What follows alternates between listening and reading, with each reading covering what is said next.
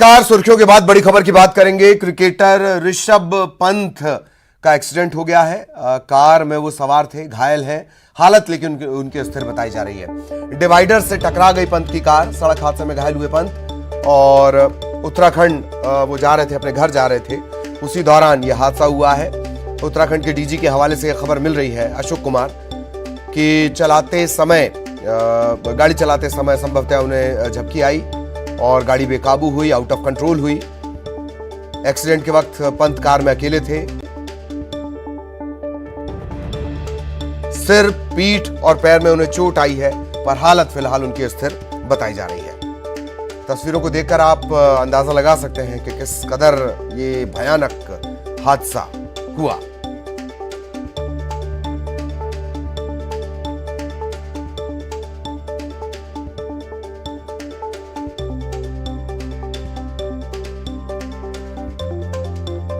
Car को देखकर ही आप अंदाजा लगा सकते हैं, कार की हालत को देखकर आप अंदाजा लगा सकते हैं किस कदर भीषण ये हादसा था। डिवाइडर से कार टकराई है।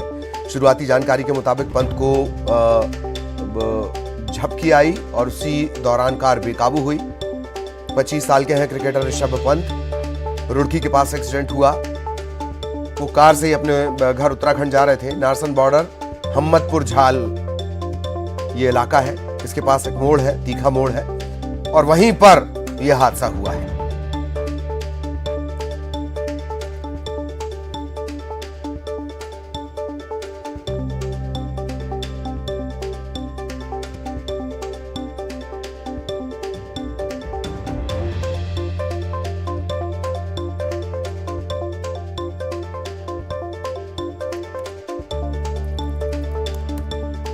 क्रिकेटर ऋषभ पंत हादसे में घायल हो गए हैं।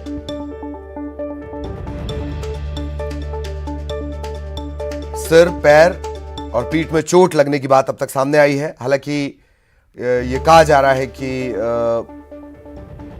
उनकी हालत स्थिर है। इस हादसे के बाद कार की स्थिति आप देख सकते हैं। कार पूरी तरह जल गई।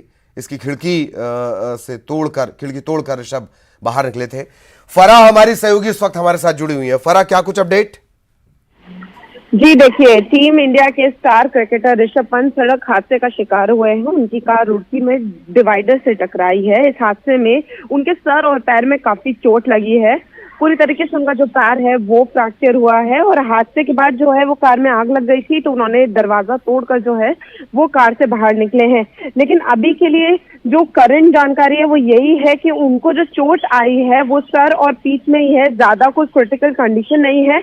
उन्हें देहरादून के मैक्स अस्पताल में जो है वो भर्ती कराया गया है और प्लास्टिक सर्जरी की भी बात जो है वो सामने आ रही है क्योंकि उनको काफी चोटें आई हैं।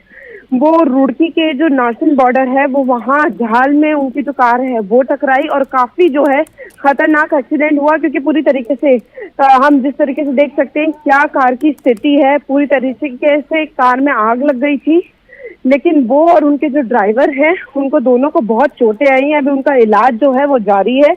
हो सकता है कि उनको आगे कहीं रेफर किया जाए, लेकिन अभी के लिए उनका इलाज जो है वो देहरादून के अस्पताल में जारी है।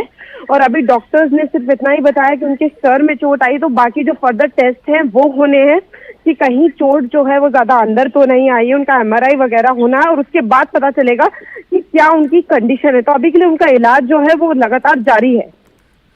जी, और जिस तरह से आप जानकारी दे रही हैं, तस्वीरें हम देख रहे हैं फराह, और तस्वीरों को देखकर ऋषभ की हालत स्थिर होना, बहुत ज्यादा उन्हें चोट ना आना, ये किसी चमत्कार जैसा लग रहा है। कार पूरी तरह जलकर खाक हो चुकी है।